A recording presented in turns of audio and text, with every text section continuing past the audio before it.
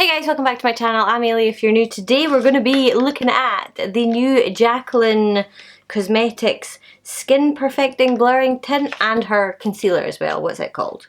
The Perfecting Concealer. So I'm in the UK and I waited ages for this to arrive. I'll put in the screen when I ordered it and when it arrived, but part of the course, it's just kind of what happens. Shipping was $20 as well, which is a little bit steep for, you know, such tiny little things. But anyway, it's finally here and I figured I would try it. So what I'm going to do is, because I'm going to be filming something else after this, I decided what I would do is I would try these on. We would see what they look like. If you can hear the wind, I'm sorry, we're literally in the middle of another storm here in Scotland. I think this one's called Corrie. Great. But if you can hear the wind, yeah, that's what it is. So I'm gonna put this on, I'm gonna use the concealer and stuff like that, and I'm gonna do sort of like an everyday, daily sort of look. Then what I'm gonna do is, when I do the other look, I'm gonna do foundation over the top, because I have a feeling this could be the type of product that you could wear and then you could like do it up for the night time, because it's not technically a foundation. Anyway, enough rambling. So this, I will put on the screen how much this all cost, but I got the shade Light Medium in the, I keep wanting to call it a foundation, it's not a foundation. The packaging is really nice, everything is kind of white. It's weird that she's gone all white now when it was all dark and moody before, but that is what it looks like. It's an airless pump, so you get everything out of it, which I really appreciate, because sometimes you just can't get everything out of it. And then this is the concealer here, very standard component for that. So I'm not going to muck around, I'm just going to crack on. I have dry skin, so I am going to prime. I'm going to prime with what I usually prime with, which is the Hangover X Primer. I'm not going to use what I would normally go in with Skin Nova as well from Vive, but I'm not going to do that today, because I think that because it's a skin tint, it probably shouldn't need it. My face is lighter than the rest of me, as you can see, but I'm not expecting miracles from this. I'm just really expecting it to sort of maybe blur what I've got going on. This cheek is totally fine, which is really weird. I think it must have been just that the strap on my mask's maybe been tighter on the side, because it's exactly where my mask goes. So yeah, it's wild out there. Okay, I figure I'm going to do one half of my face with my hands, like my fingertips, because this kind of product is really nicely applied with that, and the other half with a brush. Do I do this side with a brush? I don't know, we'll see. Yeah, we'll do. So I've just got a little bit on my hand. It is quite thick, like it doesn't run off your finger or anything like that. That was maybe a little bit too much. A lot, a bit too much actually. Jeez. So I'm just gonna work it in. And I'm gonna drag a lot of the excess product down my neck, because I really didn't need that much product. So a little goes a long way. I can't believe how quickly it's just gotten so crazy windy here. Okay, it doesn't spread the best with your hands, and to be honest, I really don't like that feeling. Ugh. Okay, I'm gonna pull you in a little bit closer. Ooh. And I'm just gonna go over it with the brush, just to smooth it out a bit. Okay, that's a bit better. I'm gonna use less on this side, so I'm just gonna do like one small pump.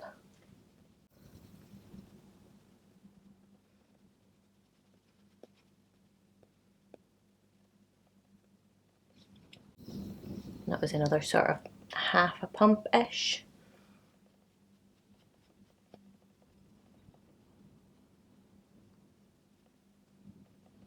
It smells really nice.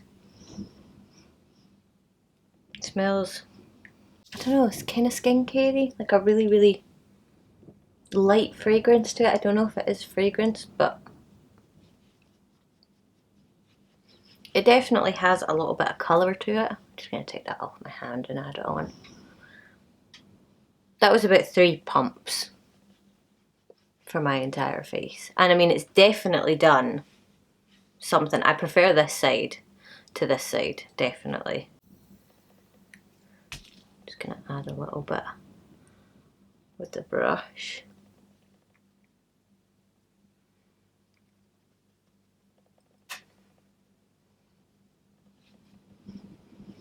kind of even out the coverage. But I mean, well, I don't know. Now that I see it on, I mean, if you look really closely, you can totally see through it. You can see through and see everything. But it's really, really dulled down the redness and that in my breakouts. I'm kind of glad I've got a wee bit going on there because you can actually see how it works. It's made my skin look really nice and healthy, really glowy. But it's almost like it's tricking the eye. It's kind of tricking you into believing that there's more coverage there when there isn't. It feels really lightweight. It still actually feels a little bit tacky. Oh, when I was still in this cheek, I wasn't really liking it. I was thinking, oh, yeah, this isn't going to be for me at all. Now that it's all over, oh man, I really like that. Oh my God, listen to that wind. I think the shade's perfect. I know she said that the shades are really forgiving. On my hand, it looked very, very peachy shade for me. But on, it's absolutely perfect. So I know that the shade range is kind of abysmal for this, but it kind of goes across a lot of different shades. It really isn't given a lot of colour. It's just, I don't know, I suppose it's a sort of blurring. Yeah, I mean, I think I might even take this on holiday with me, because it feels really nice. It feels really lightweight. I think I would probably set it, but on holiday it's that humid that I could get away with that. I heard a bang outside. Comfortable. Okay, I'm gonna just hold off for a wee minute and we're just gonna go on to the concealer. So I got light peach. Now I'm a yellow undertone and I'm gonna itch, and like a yellowy peachy type. Normally I would go for like sort of a thing like ginger from NARS, and I think it looks really nice. So it's not, I don't know, it's almost a wee bit more golden just to kind of counteract. This one is quite a lot lighter though. But anywho, we're gonna go in with our normal. So what I like to do is the method that everybody knows of, and then I'll add a little bit in here just for brightness. I don't like applying loads in here because I just don't think that you need it. But you do sort of need to have the brightness. That you need to even it out sort of thing. So I'm just gonna tap that in. Looks like they're blending together fine. People were saying, or I did hear her say that people were saying that yeah, you can see it dries quite fast. I totally forgot about that, otherwise I'd have done one eye at a time, but it does dry down quite quickly. She said she doesn't experience that, but I did notice that. It didn't make it hard to move or anything like that, but so now just to even it out, I'm gonna do like a dot there and a dot there, just because that one was actually a little bit dry on that side. Yeah, when you like immediately blend it, it blends a lot better.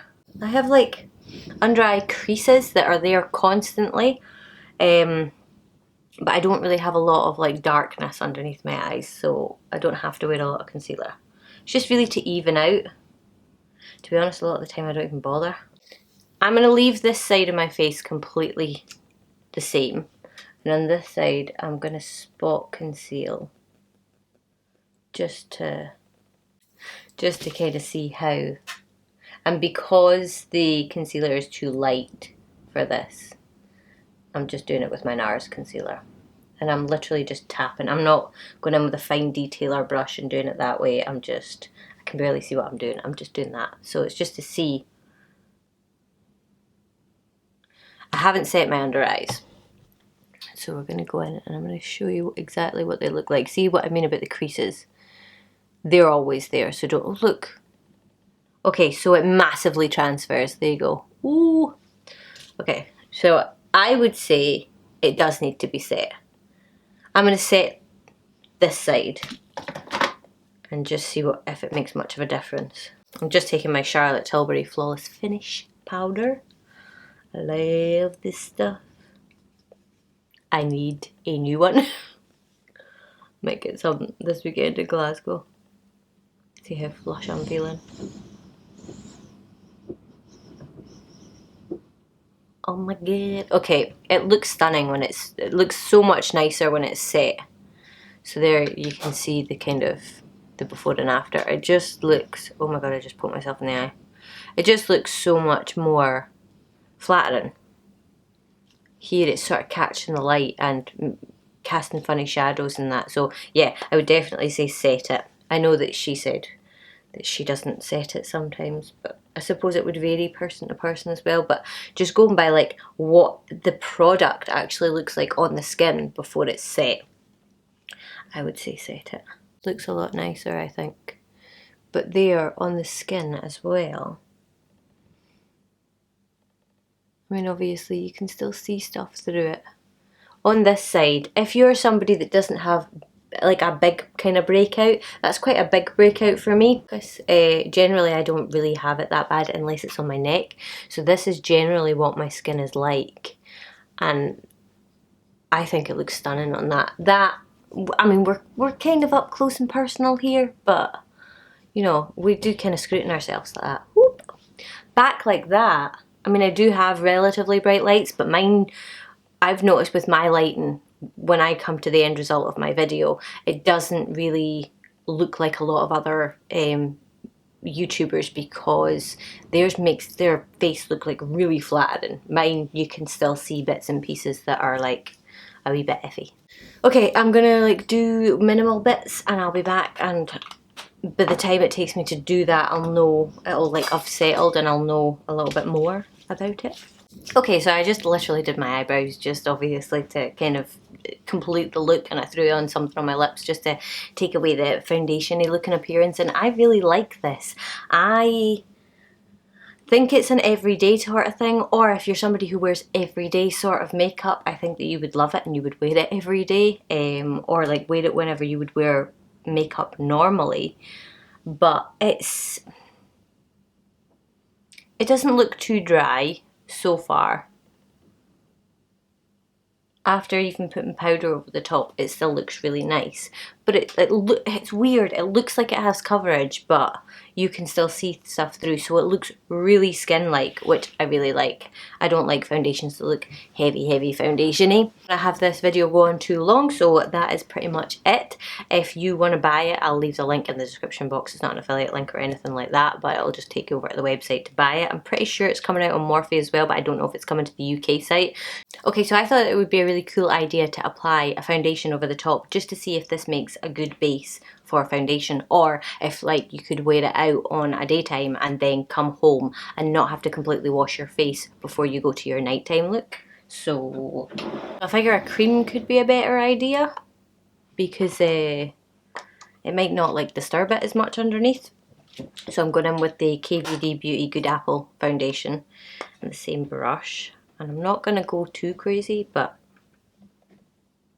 just gonna like build it up to like a full coverage, sort of more nighttime look. That is it with the Good Apple foundation over the top, and it just amplifies the coverage, and it went over the top really nicely. It looks stunning actually. So yes, you can wear it all day or wear it on the daytime and then come home and stick a foundation over the top. If you're doing a more liquidy foundation, I would be careful not to swipe or anything like that. I just like literally dotted this on like that. I mean, you just watched me do it. I would not be swirling it, but you definitely can, with a brush, stick a foundation over the top of it. I'm going to pop back before I sign off this video to show you what it looks like just in a little bit, as long as the power stays on.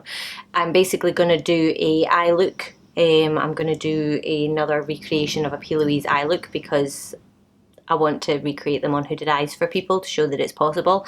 If you want to see that, then I'll link it up here for you, but it's probably on TikTok or on my shorts. But I'll pop back because it'll take a wee while, and I'll just show you how it's all holding up. So okay, so I'm back. Oh, I've got like, this took forever. I have P. Louise stuff all over me. Okay, so it's not horrendous, but it doesn't sit over the top the best. That foundation doesn't really sit the best anyway. I've been leaning all over my face and stuff like that. But from like a distance, now that I have all the rest of my stuff on, it still looks really nice. So you could get away with it, but I wouldn't say it's the best base under makeup. It was worth a try though. Maybe with a different type of foundation it would work better, one that would maybe dry down a little more, because I think they're both a little bit movable. So maybe with like a matte foundation, if you're somebody who's a little bit oilier, that might work for you. But yeah, it's not 100%. If you want to see this look, it's on Shorts, it's on TikTok. I'm doing a video for it, but I don't know if it'll be a full length one, but I will link it up here if it is, or check out my Shorts or my TikTok. And yeah, I think that's pretty much it. So obviously, if you enjoyed this video, I would love if you would give it a thumbs up and subscribe to my channel. If there's anything else you think is worth reviewing, let me know. And I'd love your recommendations for things that are available in America that are not available here, because I will be there in September and I'd love to know what to buy, because I'm going to be a little bit more conservative with what I buy this time. And I know a lot of things are kind of available in both places now. So if there's anything that you know of that I really should know about, let me know. But yeah, I think that's it. So hopefully I will see you guys in my next video. Bye!